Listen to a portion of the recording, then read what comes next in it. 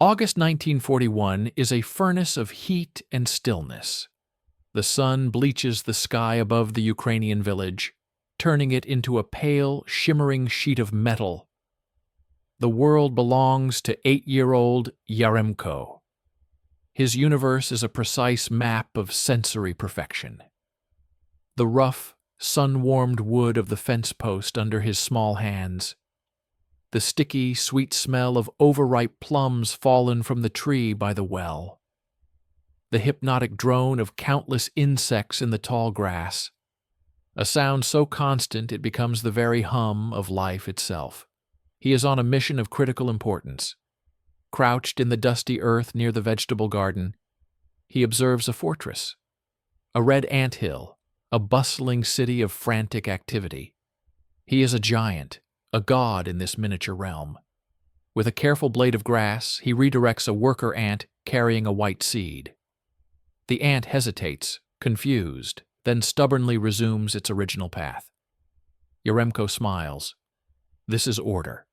This is a rule of nature, he understands. His little sister, Olenka, sits nearby in the patch of shade from their whitewashed clay house.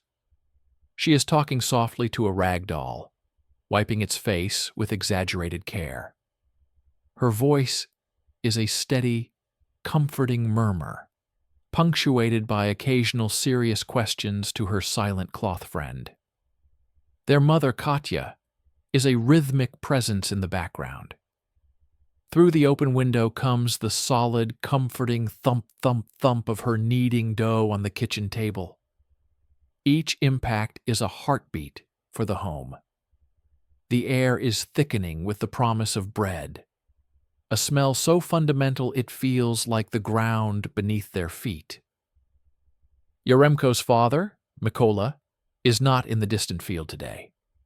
He is here, sharpening his scythe by the barn. The long, slow scrape-scrape of the whetstone on the blade is another familiar rhythm. But today, the rhythm is wrong. It is too slow, too deliberate. Between the scrapes, there is silence. And in that silence, Yaremko hears something new. He glances up and sees his father not looking at the blade, but staring down the empty dirt road that leads east, his hands still. His profile is hard, his jaw clenched tight around something invisible.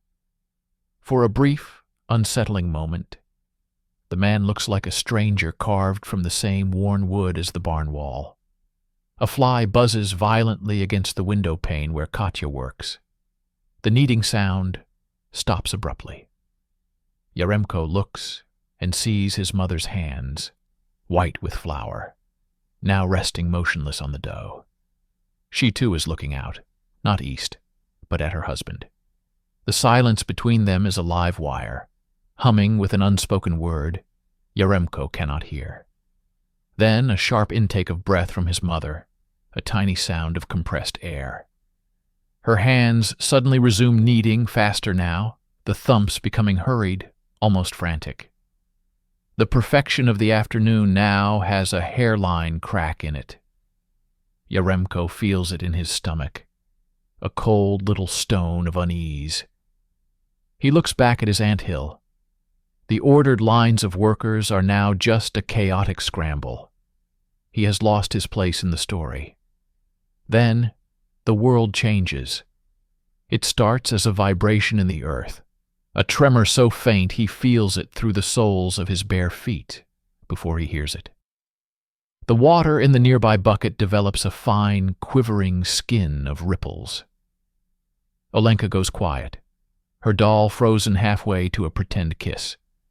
The vibration becomes a deep, grinding groan, the sound of a monstrous beast clearing its throat.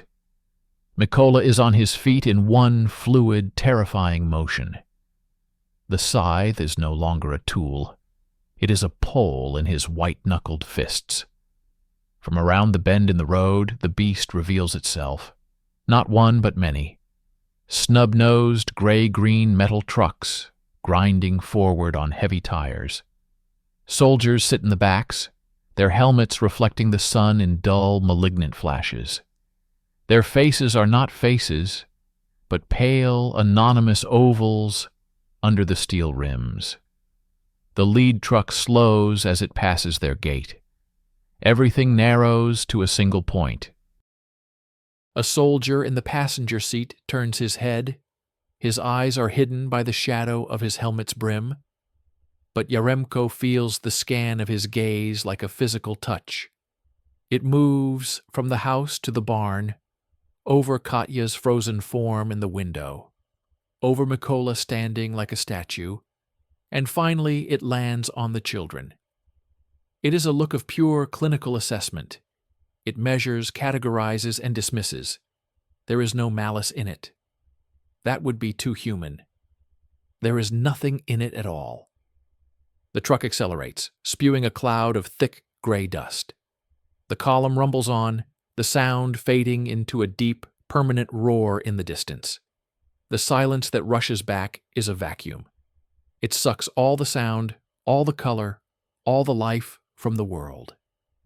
Katya is no longer in the window. She is outside, moving with a frightening mechanical speed. Her flour-dusted hands clamp onto Yaremko's shoulders, then onto Olenka's, pulling them to her, pressing their faces into her apron.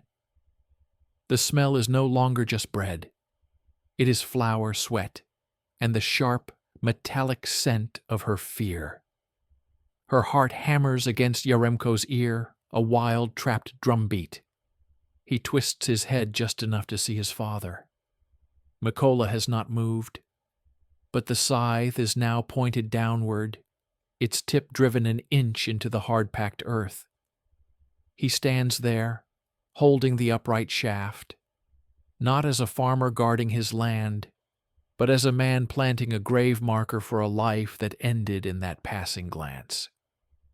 Yaremko looks over his mother's arm. His anthill is gone, obliterated.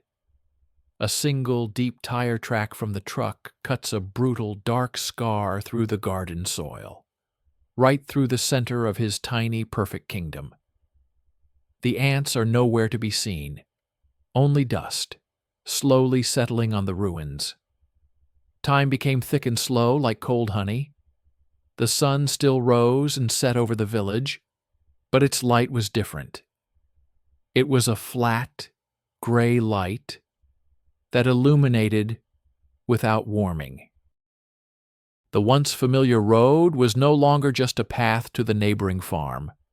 It was an artery for the gray-green metal beasts that now dictated the rhythm of life.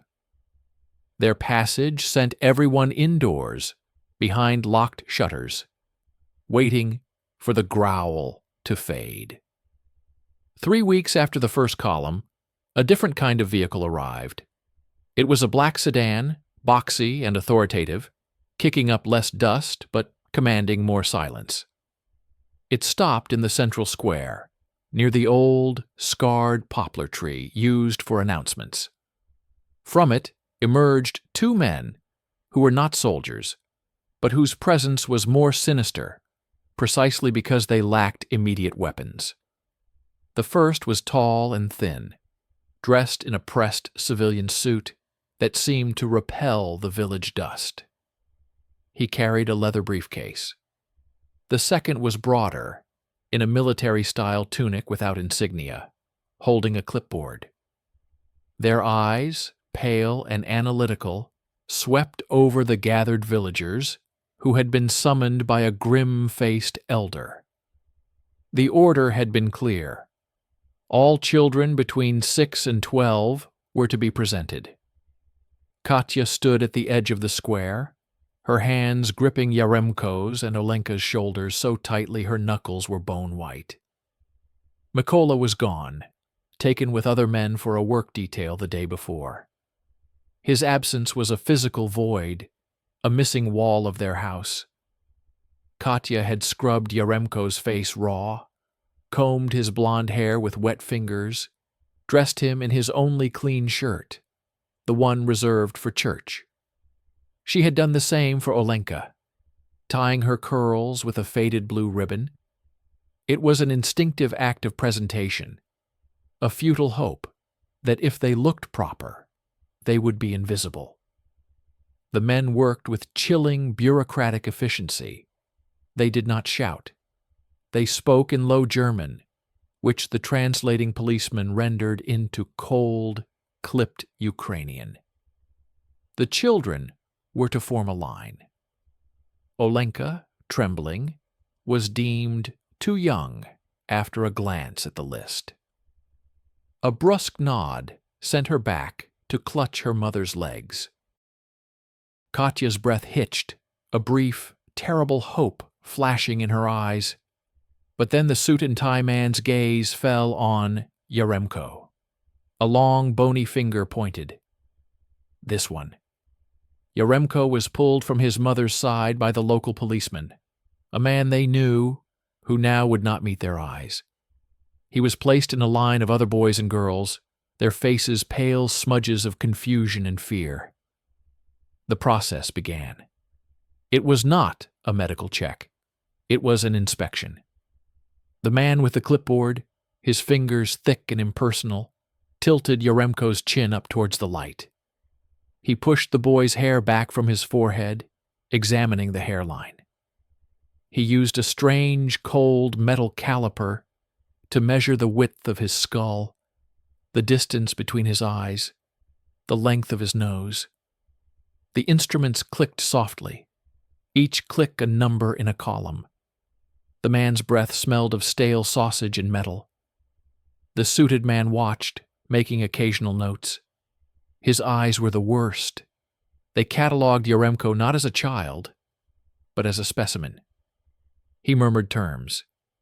Skull breadth within Nordic parameters, facial angle acceptable, pigmentation.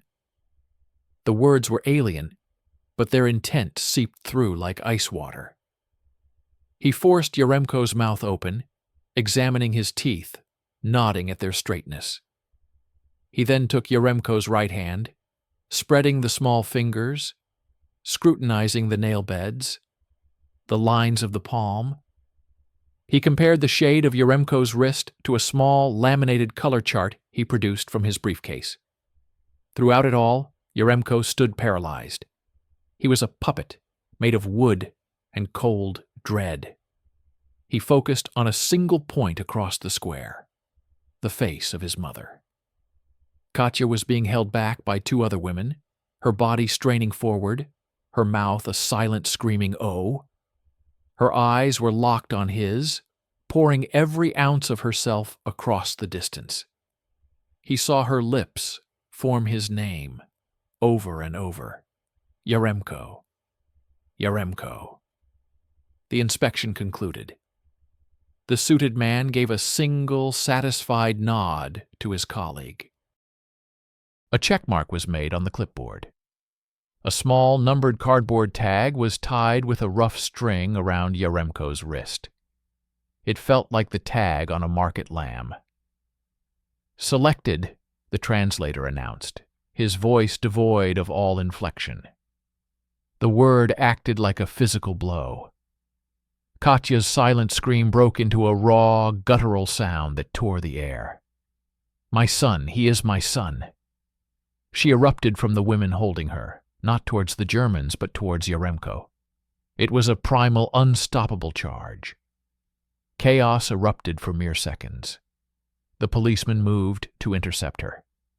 But it was the broader German who acted. He didn't strike her. He simply stepped into her path, his body a solid, immovable wall. As Katya collided with him, he grabbed her arms, not with brutality, but with an impersonal restraining force, as one would contain a struggling animal. He pushed her back, holding her at arm's length while she flailed, her cries now incoherent, her eyes wild, fixed only on her son. "The process is complete. The child is for the future," the translator said flatly, as if explaining the weather. Yaremko's paralysis shattered. The sight of his mother, contained and broken by the man's grip, ignited something volcanic. He wasn't Yaremko the specimen anymore. He was her son. He lunged forward out of the line towards her, A strong hand clamped on the back of his shirt, yanking him backward. He kicked, twisted, his own voice finally breaking free in a high, desperate wail. "Mamo! Mamo!" It was the last word he would ever speak to her in his own language. It hung in the air, a tangible, shattering thing. He was dragged, kicking and screaming, towards the waiting black sedan. Other selected children, some crying, some in catatonic shock, were being herded towards a canvas-covered military truck. The last image Yaremko had, framed by the rough hand pulling him, was of his mother collapsing to her knees in the dust, her arms now empty, her face buried in her hands. Her whole body convulsed with sobs that made no sound he could hear over the engine starting. Next to her, Olenka stood utterly alone, clutching her rag doll, her wide eyes streaming silent tears, watching her brother disappear into the dark mouth of the truck. The ribbon in her hair, the blue of the summer sky, was the last spot of color in Yaremko's world before the canvas flap was pulled down, plunging him into a trembling, breathless darkness, smelling of oil, sweat, and terror. The darkness inside the truck was not empty. It was a thick, suffocating substance, heavy with the smells of hot canvas, diesel fumes, and the sharp, sour tang of panic. It vibrated with the bone-deep roar of the engine and the constant, rattling shudder of the vehicle on the uneven roads. The only light came in as thin, dancing knives through cracks in the canvas, illuminating particles of dust that swirled like frantic ghosts. Yaremko was crushed between other small, trembling bodies.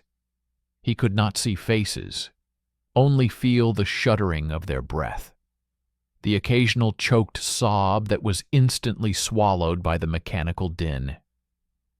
The warmth of the other children was not comforting. It was the claustrophobic heat of a crate. His own breath came in short, sharp gasps. He tried to hold on to the sound of his own voice screaming, "Mamo!" but the noise of the truck was erasing it, grinding it down into memory. He clutched at the air where her face had been, but all he felt was the gritty uniform of the soldier, sitting rigidly by the tailgate. Hours bled into one another, marked only by the shifting patterns of the light knives and the agonizing stops and starts. During one prolonged stop, a metal can of water was passed inside. Hands, small and desperate, grabbed at it. Yaremko felt the cool tin against his lips and gulped greedily, the water tasting of rust and fear. A piece of hard, dark bread was thrust into his hands. He ate it mechanically, the crumbs sticking in his dry throat. Sleep came in jagged, terrifying fragments. He would jerk awake, forgetting where he was for a blessed second, only to have the reality of the roaring darkness crash over him again, a wave of nausea and despair. In these moments, he would press his numbered cardboard tag to his cheek, the rough string a perverse anchor to a self that was rapidly dissolving. When the truck finally shuddered to a permanent halt and the canvas was yanked back, the assault of late afternoon light was blinding, violent. They were in a courtyard of crushed stone, surrounded by high, grim brick walls topped with barbed wire. The air was cold, different. It smelled of industrial smoke, damp mortar, and a sterile chemical cleanliness that was utterly alien. The building before them was massive, institutional, its windows uniform and blank. This was the Lebensborn Transit Center in Lodz. It was not a prison with bars. It was a machine with procedures. They were herded, stumbling on stiff legs, into a cavernous, echoing tiled room that reeked of harsh lye soap. The sound of their shuffling feet was amplified, a pathetic shuffle in the sterile space. Men and women in stark white coats moved with detached efficiency. This was the first systematic erasure. They were ordered to strip. A deep, primal shame gripped Yaremko and the other children as they fumbled with buttons and laces, their small hands clumsy with cold and humiliation. Their clothes, the last physical connection to home, to mothers who had mended them, to the smells of their houses, were gathered up by attendants and thrown into large canvas bins without a glance. The bins were wheeled away. The sound of the rolling wheels was the sound of their past being carted off. Naked and shivering, they were subjected to a second, more invasive inspection. Cold hands probed, peered, and scrubbed. Scalding, stinging disinfectant was applied to their skin and hair, burning away the scent of the village, of the journey, of themselves. The chemical smell replaced everything. Then a freezing, relentless deluge from communal showerheads. Yaremko kept his eyes squeezed shut, water pounding his scalp, trying to disappear into the noise. When it stopped, they were given clothing. It was coarse gray and identical. Trousers, shirt, socks, all utilitarian, all marking them as units of a new system. The fabric scratched his skin, a constant, irritating reminder of its foreignness. Next came the photograph. He was placed on a stool against a white wall. A bright light flashed, bleaching his vision. He did not smile. He stared into the lens, his eyes wide and hollow, a silent scream frozen on a small, silver nitrate plate. Under his image, a number would be printed. His number. The final, most chilling procedure was the naming. They were lined up once more. A man with a file, matching their numbered tags to the newly taken photographs, began to read from a list. He did not look at their faces. He looked at his papers. When he reached Yaremko's number, he paused, his finger sliding down a column of pre-approved German names. "This one," he said to an assistant. "Johann." The assistant stepped forward with a small typewritten label. He peeled off the back, and with a firm final press, stuck it onto the left breast of Yaremko's new gray shirt. The name Johann sat over his heart, a cold, paper tombstone for Yaremko. The boy looked down at it. He did not understand the letters, but he understood the act. It was a theft more profound than the taking of his clothes. It was the theft of the word his mother had screamed into the silence. A low sound escaped him, not a cry, but a whimper of pure existential confusion. He touched the label with one trembling finger. He was then pushed into a large dormitory, row upon row of narrow, identical cots, under a harsh electric light that never fully went out. Other children, already processed, lay or sat on their cots, their eyes empty mirrors of his own shock. The air hummed with a silent collective trauma. Yaremko found the cot matching his new number. He sat on the rough blanket, his body aching, his mind a white noise of devastation. He looked at the boy in the next cot, a dark-haired child staring at the ceiling, clutching a similar gray shirt with a label that read, Klaus.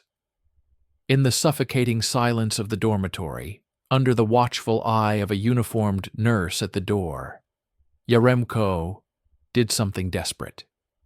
He brought his fist to his mouth, pressing his knuckles hard against his lips, and into the muffling flesh so softly it was less than a whisper, a breath against the storm.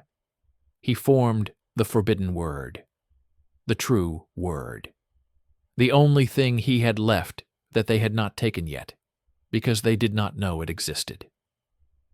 Yaremko, he breathed into his own skin. The syllables a secret prayer, a rebellion of a single synapse. He repeated it, a desperate rhythmic incantation against the echoing silence, against the cold label on his chest, against the terrifying new world that had swallowed him whole. It was the smallest flame in an infinite darkness, and he would die before he let it go out. The transit center was a purgatory of waiting and whispers. Weeks bled into a monotony of dull routine, tasteless food, and the constant, low-grade terror of being observed. Then, as abruptly as it had begun, Yaremko's transit ended. He was selected again, this time alone. His paperwork, his number, his photograph, his new name, was reviewed and stamped. He was given a small, identical cardboard suitcase containing 2 more sets of gray clothes, a comb, and a toothbrush. No one explained. He was simply put into another car, this one smaller and quieter, and driven away from the brick monstrosity. The journey ended in a picture of serene normality so perfect it felt like a trap. A neat, cobblestone street in a small German town. Half-timbered houses with window boxes bursting with red geraniums. The air smelled of cut grass and baking, a sickeningly sweet echo of a past life now made alien. The Hausers were the ideal. Herr Hauser, a minor railway administrator, stood straight and solemn, his mustache trimmed with geometric precision. Frau Hauser wore a spotless apron, her smile a careful practiced curve that did not reach her watchful blue eyes. They had lost a son to illness, the authorities had suggested. The Reich could provide a replacement, a healthy, racially suitable child to be nurtured into proper Germanhood. Yaremko, now Johann, stood on the pristine doorstep, the small suitcase hanging from his numb hand. He was a specimen delivered. The Hausers inspected him, not with the clinical tools of the transit center, but with the searching gaze of people acquiring a complex, potentially flawed appliance. Frau Hauser's fingers gently but firmly tilted his chin, much like the man with the calipers had, but her touch was colder in its pretend warmth. "You will call me Mutter," she stated, the words slow and clear, a command, not an invitation. "And him, Vater." The house was a temple of order. Every surface gleamed. The smell of polish and disinfectant overpowered any hint of human habitation. His new room was small, clean, and utterly barren of personality. A narrow bed, a stark wardrobe, a single bookshelf holding approved primers on Germanic heroes and nature. The window looked out onto a tidy backyard, a square of green contained by a tall fence. It was a cage of impeccable cleanliness. The re-education began immediately. It was a silent, relentless war on memory. First, the language. Every utterance in Ukrainian, every mumbled word into his fist, was met with a sharp correction. A look of pained disapproval from Frau Hauser. A firm, repressive hand on his shoulder from Herr Hauser. They spoke to him only in German, their voices a steady, patient drip of acid dissolving the bedrock of his mind. They would point to objects, Tisch, Stuhl, Brot, and wait for him to repeat. His tongue felt thick and foreign. Mispronunciation was met with a sigh and endless, brittle repetition until he produced an acceptable sound. His silence was treated as stubbornness, his confusion as a moral failing. Then, the history. His past, they explained gently, was a sad mistake. He had been living among inferior people, lost, but the wise Führer had found him, a good German seed in barren soil. They showed him picture books of blonde, laughing children in alpine meadows, of heroic Teutonic knights. "This is your heritage, Johann," Herr Hauser would say, tapping the page. "You must forget the dirt and the darkness. That was not your true life." The most brutal battle was fought over a single photograph. Hidden in the inner seam of his discarded trousers, miraculously missed in the processing, was a tiny, creased picture. It showed his mother Katya, smiling shyly at the camera, with a toddler Yaremko on her lap. It was his holy relic. One night, whispering his true name into his pillow, he took it out to look at it in a sliver of moonlight. The floorboard creaked. The door opened, revealing Frau Hauser's silhouette. Before he could hide it, the light snapped on. Her expression was not one of anger, but of profound, wounded disappointment. "Johann," she said, her voice terribly soft. "What is this trash?" She advanced, her hand outstretched. He clutched the photo to his chest, a low animal whine escaping him. It was his first physical act of rebellion. For a moment her placid mask slipped, revealing a flash of pure, icy frustration. She did not yank. She simply stood over him, her hand open, her gaze unwavering. "Give it to me. It is a lie. It is poisoning your mind." A minute passed, an eternity of silent struggle. His small body trembled with the effort of defiance. But the weight of the house, the world it represented, was too immense. Slowly his fingers, betraying him, uncurled. She plucked the photograph from his damp palm. She looked at it for a long second, her lip curling slightly at the corners, at the humble scarf, the unsophisticated smile. "Your mother is Germany now," she stated. She walked to the small iron stove in the corner of his room, still lit for evening warmth. Without hesitation, she lifted the hot plate and dropped the photograph onto the glowing coals. There was a brief, violent hiss. The image of Katya curled, blackened, and vanished into flame. Yaremko watched, his soul scoured clean. He did not cry out. He felt something inside him turn to ash and go silent. The next day, a new ritual began.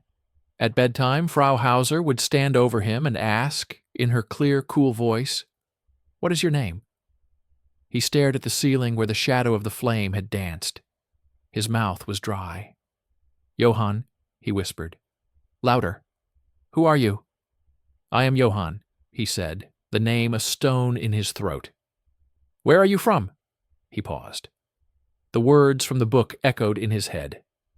"I am from Germany. I am a good German boy." A pat on his head, as one would reward a dog for a correct trick. "Good. Sleep now. Remember, dreams of the past are just bad dreams. They are not real." The door would close, leaving him in the dark. He would lie perfectly still. He would try to conjure his mother's face. But the face in his mind was now blurred, overlaid with the smiling blonde children from the books.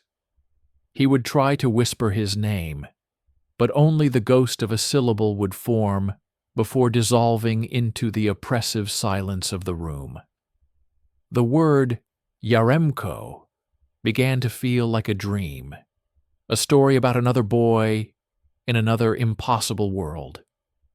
The label on his chest, Johann, was no longer just on his shirt. It was being sewn into his skin, stitch by careful, cruel stitch, until the boy beneath it could no longer breathe. While the boy who was once Yaremko was learning to become Johann in a world of enforced order, his true world was unraveling in fire and chaos. The front was a living beast, consuming villages, forests, and lives in its grinding advance and retreat. The landscape of Ukraine had become a charnel house of scorched earth, abandoned trenches, and the hollow-eyed stares of the dispossessed. Katya was no longer a mother in a home. She was a creature of singular, burning purpose, moving through the ruins like a phantom. The warmth of the kitchen, the rhythm of kneading dough, the melody of folk songs, all that was ash. Her face, once soft with love, was now a mask of sharp angles and smudged grime, etched with permanent tracks where tears had cut through the dirt. Her eyes, the eyes Yaremko had searched for in the square, had changed. The light in them had not gone out. It had been refined into a cold, blue-white flame of obsession. She had left Olenka with her own sister in a village farther west, a wrenching separation that felt like tearing off a limb. But one child had to be kept safe, while the other had to be pulled from the jaws of the beast. Mykola was gone, disappeared into the bloody fog of a partisan ambush months ago. She was utterly alone, and this aloneness was her weapon. Her hunt was a brutal science of desperation. She followed the trails left by the conquerors, a ghost in their wake. She worked. She scrubbed floors in German commandanturas, her ears straining to catch any fragment of conversation about transports, about children, about the Lebensborn program, a word she heard once, whispered by a clerk, and carved into her heart with a knife of hope. She laundered the stiff, blood-stained uniforms of officers, searching the pockets, not for money, but for papers, for lists, for any official stamp that might contain a clue. She foraged for food in fields littered with shrapnel, her body growing thin and hard, fueled only by the engine of her mission. She moved from village to shattered village, from transit camp to overcrowded hospital, showing a description to anyone who would listen. A boy, 8, blonde hair, blue eyes, a small scar on his left knee from a fall on a scythe. She spoke his name like an incantation. "Yaremko! Have you seen my Yaremko?" The responses were a spectrum of human wreckage. Blank stares from those too broken to care. Pitying shakes of the head. Occasional, horrifying suggestions to look among the mass graves. One lead, a rumor of a children's transport headed west through Poland, nearly killed her. She jumped onto a slow-moving freight train in the dead of night, hiding between coal cars, the grit coating her lungs. She was discovered by a brutal Bonschutz patrol, a rifle butt to the ribs, a boot to the stomach. She curled around the pain, protecting the small, folded drawing of Yaremko she kept in her inner pocket, a drawing made from memory on a scrap of newspaper. She was thrown from the moving train into a ditch, left for dead in the freezing mud. She lay there for hours, the cold seeping into her bones. The temptation to let go, to sink into the soft, final darkness, was immense. It whispered to her of peace, of an end to the agony. Then, in her mind's eye, she did not see Yaremko's smiling face. She saw the last sight of him, his terrified eyes locked on hers as he was dragged away, his mouth forming her name. She had not been able to reach him then. That failure was a live wire in her chest, shocking her heart back into a ragged, pounding rhythm. With a guttural sound that was more animal than human, she pushed herself up onto her hands and knees, vomited bile and blood, and began to crawl, then stumble, back towards the tracks, towards the west. Her breakthrough came from an unexpected source: corruption. In a makeshift bar set up in the basement of a bombed-out hotel, she traded her last valuable possession, her mother's silver wedding ring, for a bottle of good schnapps. She then used that bottle to bribe a drunken, disgruntled SS supply clerk, a man drowning in the horror of his own duties. In the smoky dim light, his tongue loosened by alcohol and self-loathing, he slurred about the processing centers. Lauds, the sorting of children, the trains that went deeper into the Reich, to places with names like Bad Hersfeld, Steinhuring. He mumbled about paperwork, about files being sent to Berlin for final placement verification. That word, placement, it implied a destination, a fixed point, not just a transit camp, but a home. The concept was a thunderclap in her mind. They weren't just storing children, they were planting them. Her son wasn't lost in a faceless system. He had been assigned to a specific location, to become part of a specific, false narrative. The clerk passed out, his head hitting the sticky table. Katya remained perfectly still, the new information coiling inside her like a spring. Berlin. The files went to Berlin. It was the heart of the beast, an impossible destination, a death sentence to even approach. She left the basement. The night air was frigid. She looked east, towards the faint, hellish glow of the front. Then she turned and looked west, into the heart of the darkness that had taken her child. The hunter had a scent. The flame in her eyes burned brighter, a pinpoint of terrifying resolve in the vast, war-torn night. She began to walk, not as a refugee, but as a soldier on a solitary, suicidal campaign. She would go to the source. She would find the ledger that held her son's stolen name. The mother was coming, and she carried with her the accumulating weight of every kilometer of suffering, every blow, every humiliation, transforming it into a weapon of pure, unstoppable will. Time for Johann was no longer measured in sunrises, but in the flawless, suffocating routines of the Hauser household. 2 years had passed. He was 10, taller, his body filling out the good German clothes that appeared in his wardrobe as he outgrew the old ones.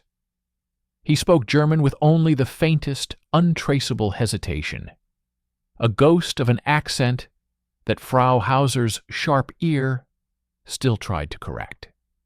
He could recite verses about Germanic heroes, sketch tidy maps of the expanding Reich, and his father had begun teaching him the simplified mechanics of the railway system, pointing at diagrams with pride. Johann was a perfect, quiet cog. But inside the machine, the ghost of Yaremko was not dead. It was trapped, a fossil in sedimentary layers of enforced identity. It surfaced not in words, but in sensory betrayals. The smell of burnt bread from a neighbor's oven could send a jolt through him, a flash of his mother's face, not from the photograph, but from a deeper, bodily memory, a feeling of being lifted, of laughter. He would freeze, confused, the feeling clashing violently with the image of the serene, blonde mutter in his picture books. The feeling was always followed by a wave of guilt, a sickness in his stomach. Were these the bad dreams Frau Hauser warned him about? Were they a failure of his will to be good? The first major crack in the perfect world appeared not from within him, but from the sky. It began as a distant, mosquito-like drone that slowly swelled into a deep, pervasive thunder. The air raid sirens, a novelty at first, became a frequent, screaming punctuation to their days and nights. The Hauser's composure began to fray at the edges. Herr Hauser's explanations about temporary setbacks became sharper, shorter. Frau Hauser's meticulous cleaning rituals grew more frantic, as if she could scrub away the approaching danger. One night, the thunder was not distant. It was directly overhead, a world-ending cacophony that shook the very foundations of the tidy house. The windows rattled in their frames. The electric light flickered and died. In the sudden, profound darkness, pierced only by the screaming sirens and the apocalyptic roar of engines and explosions, Johann's carefully constructed persona shattered. He was not Johann in that darkness. He was a terrified child, blind and disoriented. He screamed, but the sound was lost in the maelstrom. He did not call for mutter or vater. A word, old and rusted, ripped from a place deeper than memory, tore from his throat. Mamo! It was a guttural Ukrainian cry of pure animal fear. In the flash of a nearby explosion that lit the room for a split second, he saw their faces. Herr and Frau Hauser, huddled together in their nightclothes, were not looking at the ceiling. They were staring at him. Their expressions were not of shared fear, but of shocked, utter betrayal. In that blue-white flash he saw the truth. He was not their son. He was a project that had just malfunctioned spectacularly. The foundation of their 2-year lie was exposed by a single ancestral scream. The all-clear sounded hours later. No one spoke. The morning light revealed a layer of fine gray dust coating every perfect surface in the living room. A crack snaked down the plaster of the ceiling. The world was literally breaking apart. The cracks multiplied. Food became scarce, the careful meals replaced by watery soups and hard, gritty bread. The authority in Herr Hauser's posture diminished. He returned from work slumped, his uniform often dirty. The Nazi primers on the bookshelf were quietly replaced with more mundane titles. Conversations were held in hushed, urgent tones behind closed doors. Conversations that stopped when he entered the room. Then came the day the uniforms changed. New, harried-looking soldiers in different, less pristine uniforms moved through the town in disorganized clusters. There was talk he wasn't supposed to hear. The Americans. From the West. The bridge is gone. Panic, raw and uncontained, flowed through the streets. One afternoon, Johann returned from a mandated Hitler Youth gathering, a hollow pantomime now, to find the Hausers in a state of controlled frenzy. Suitcases were open in the hallway. Frau Hauser was pulling her good china from a cabinet, her hands shaking. She saw him standing in the doorway and froze. Her gaze swept over him, this boy she had tried to sculpt. In that look, he saw a frantic calculation. He was no longer an asset. He was a liability, a piece of evidence. "Go to your room, Johann," she said, her voice thin and strained. "We are going on a trip to see relatives in the countryside. You will stay here. The neighbors will look in. Be a good boy." It was a transparent, desperate lie. They were fleeing, and they were leaving him behind. The final, complete rejection. The project was being abandoned.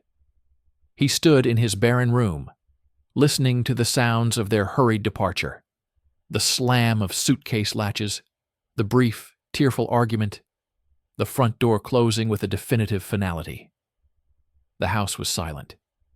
The perfect, oppressive order was gone, replaced by a chilling, empty stillness. He was not Johann anymore. That name had died with the Hausers' retreating footsteps. But he was not Yaremko either. That boy was a ghost from a burned photograph. He walked slowly down the stairs into the empty living room. The crack in the ceiling seemed wider. Dust motes danced in the slanted light.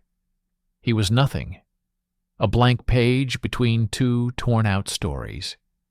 He sat on the pristine sofa, in the heart of the silent, broken dream, and waited for the thunder from the west to finally reach the doorstep.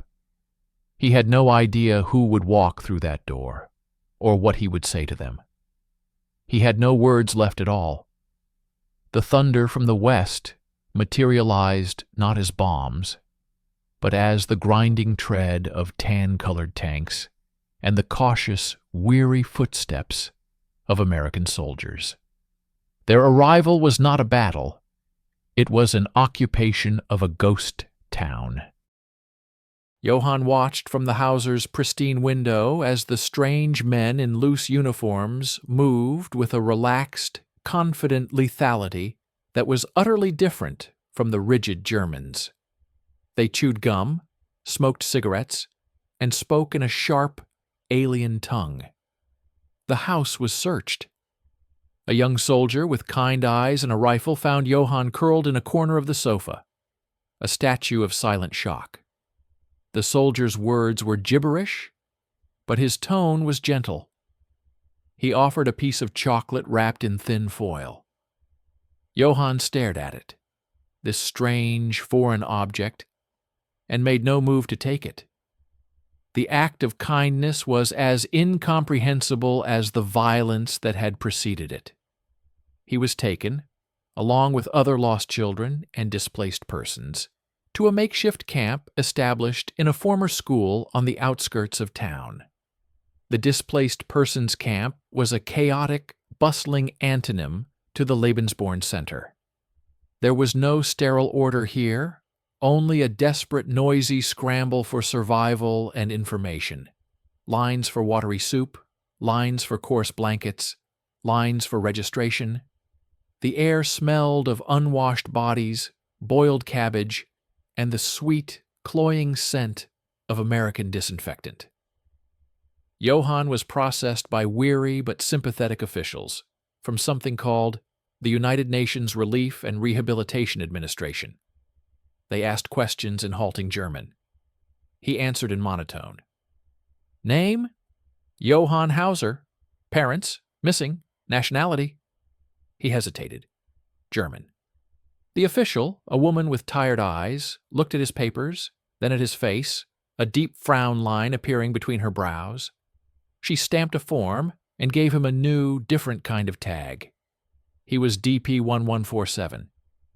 He was assigned a cot in a vast hall filled with the cacophony of a dozen languages: Polish, Yiddish, Russian, Ukrainian. The sound was a physical assault after the enforced silence of the Hauser home. He spent days sitting on his cot, knees drawn to his chest, watching the human river flow around him. He was an island of numb, non-being. His first breakthrough was not a memory, but a reflection. In the crowded, foul-smelling latrine, he caught sight of himself in a small, cracked mirror above a rusty sink. The face that stared back was a stranger's. It was paler, older, framed by neatly trimmed hair now growing out shaggy. But it was the eyes that arrested him. They were not Frau Hauser's cold blue, nor the vibrant, laughing blue of the Aryan children in the books. They were a different blue, his mother's blue. The shock was so visceral he took a step back, his heart hammering. For 2 years he had avoided mirrors. Now he saw a ghost looking out. The second breakthrough was auditory. A group of new arrivals, ragged and hollow-cheeked, were being processed near his cot. They spoke in a rapid, melodic language that for the first few minutes was just noise. Then a single word, spoken by an old woman comforting a crying child, sliced through the fog in his brain like a scalpel. Ne plach, Ditinko. Don't cry, little one. Ditinko. Little one. The word did not come with a clear image. It came with a feeling of being held, of a warm hand on his forehead, of a voice humming a tune that was not a German marching song. It was a sensation buried under tons of cold earth, and it now trembled, alive. He began to eavesdrop on the Ukrainian speakers, a spy in plain sight. He didn't understand sentences, but single words would detonate softly inside him. Chleb, bread, Vada, water, Nebo, sky. Each one felt round and familiar in his mind, unlike the sharp, angular German words. He found himself mouthing them silently, the shapes of them on his tongue feeling dangerously, thrillingly correct. The most significant crack was opened by a worker from the agency, a young psychologist named Lena. She had a stack of files, and his was marked with a red question mark. She didn't interrogate him in an office. She simply sat next to him on his cot during a quiet moment, holding a slate and a piece of chalk. "Johann," she said softly in German, "can you draw for me? Draw the house you lived in before." He took the chalk, his hand stiff. He drew the perfect, geometric outline of the Hauser home. He added the window boxes. It was a dead drawing. Lena watched, then gently wiped the slate clean. "Not this house. The one before. The first one." He froze. The first one. A wall of static rose in his mind. He shook his head. Lena didn't press. Instead, she reached into her bag and pulled out a small cloth-wrapped bundle. She unfolded it on the cot between them. It was a collection of everyday objects from across Europe. A wooden spoon, a small, hand-carved horse, a piece of embroidered cloth, a folk doll in a vibrant, patterned dress. "Just look," she whispered. His eyes scanned the objects without interest until they landed on the embroidery. The pattern was a specific geometry of red and black threads, stylized birds, and unbroken lines. His breath hitched. It was not just similar, it was the same. The same pattern that had edged his mother's best apron, the one she wore on holidays. The memory didn't come as a picture, but as a tactile burst. The scratchy feel of that apron against his cheek when she hugged him, the smell of the linen chest where it was kept. A sound escaped him, a choked gasp.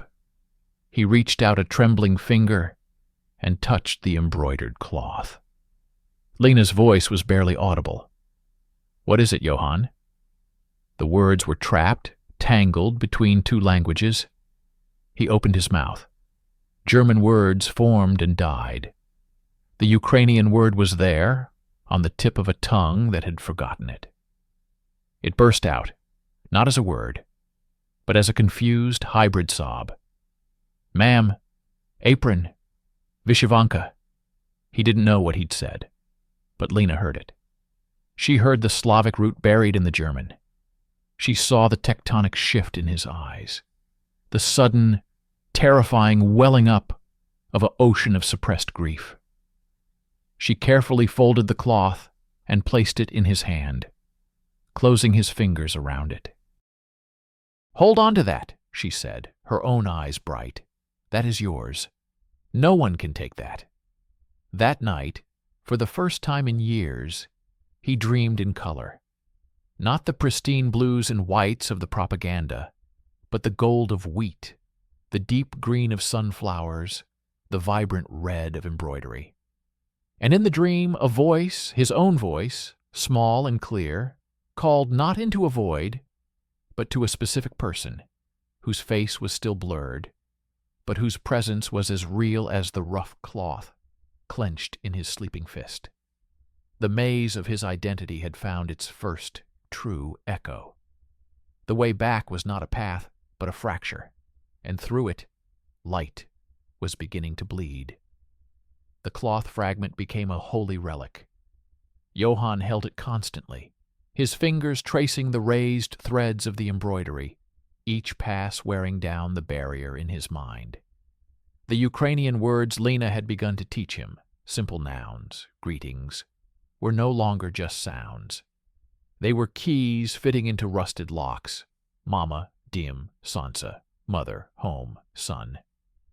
With each key, a door within him creaked open, releasing not a flood of coherent memory, but a surge of overwhelming sensory emotion that left him shaken and silent. Lena worked patiently, cross-referencing lists. The transit center at Lodz had been captured with partial records. There were ledgers of numbers, transport dates, and, chillingly, columns for origin and assigned identity. She was looking for a needle in a haystack of stolen lives. A boy matching his description, processed in the correct time frame, given the name Johann Hauser. Meanwhile, in another part of the fractured continent, Katya's hunt had reached its desperate endgame. She had made it to Berlin, or what was left of it, a surreal, smoldering landscape of jagged ruins and stunned silence. Her quest had devolved from following leads to a brute force search through the rubble of bureaucracy. She scavenged in the wrecked shells of administrative buildings, digging through charred files with bleeding fingers, driven by a monomania that kept her alive when others dropped around her from disease and despair. She found it in a collapsed basement near the former SS headquarters. Not a complete file, but a singed carbon copy transfer list. A transport from Lodz, a date that seared her eyes. And there, among dozens of numbers, one line: origin, Venetia region. Selected, male, 8. Assigned, surname, Hauser. Placement, Bad Hersfeld district. The specific village was lost, but the region was hers. The name Hauser was a brand on her soul. The district was a location. It took her 3 more months of walking, bartering, and begging for lifts on Allied supply trucks to reach the Bad Hersfeld area. She was a specter, her clothes hanging from a frame whittled down to bone and willpower.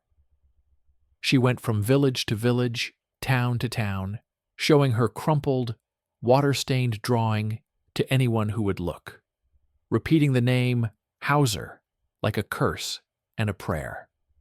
In the DP camp, Lena finally made the connection. A cross-check with regional civilian records, miraculously preserved by a fleeing town clerk, showed a railway administrator named Hauser in a specific town. And he had registered a son, Johann, in 1942. The date aligned. She brought the document to Johann, her face solemn with anticipation. "Johann," she said, pointing to the town's name on a map. "This is where they took you. Do you know this place?" He looked at the map, then out the window of the makeshift office. He nodded slowly. He knew the cobblestones, the fence, the crack in the ceiling. "We have a tracing service," Lena continued gently. "We can send a message there, to the local authority. We can ask if anyone is looking for a boy from Ukraine. We can ask about a woman named Katya." He said nothing. The hope was too terrifying, a void more frightening than the numbness. He simply clutched the embroidered cloth. The message was sent. The slow, grinding machinery of post-war search agencies wheezed into motion. Katya, in her relentless sweep, arrived in the very town where Johann had lived. She stood before the Hauser home, now occupied by a stunned elderly couple who had fled east. They knew nothing of a Ukrainian boy. Their confusion was genuine. Katya felt the last of her strength leave her, pooling at her feet in the dust of the street. This had been the end of the trail. It was cold. Despondent, she reported to the local new civil administration, a makeshift office in a bomb-damaged town hall, to register as a displaced person before collapsing entirely. A weary clerk, processing her papers, heard her story, saw her drawing. He sighed, having heard countless variations. But protocol was protocol. He pulled out a recent bulletin from a stack of papers, a weekly digest of tracing messages between DP camps. His eyes scanned down, then stopped. He blinked, reread. He looked from the bulletin to Katya's drawn, desperate face, to the drawing of the blond boy with the scar on his knee. "Frau," the clerk stammered, his weariness evaporating. "There is a message. From a camp near Frankfurt. They are looking for the family of a boy who lived with the Hausers. They are asking for a Katya from the Venetia region." The world did not slow down. It exploded into a million blinding, silent pieces. Katya made no sound. Her hand rose slowly to her mouth, her eyes wide, unblinking, as if struck. She simply pointed a trembling finger at the bulletin, then at her own chest, nodding in violent, silent spasms. The reunion was arranged at the DP camp. Lena prepared Johann with gentle, firm words. "She is coming, Johann. Your mother. Remember, it has been a long time, for her, for you. Be gentle." He waited on a bench outside the administration barracks, the embroidered cloth a sweaty knot in his hand. He wore a clean but ill-fitting donated shirt. He felt like an imposter in his own skin, a ghost waiting to be seen by another ghost. A jeep pulled up in a cloud of dust. A UNRWA worker helped a woman out. She was painfully thin, dressed in a ragged patchwork of clothes that hung on her like a sack.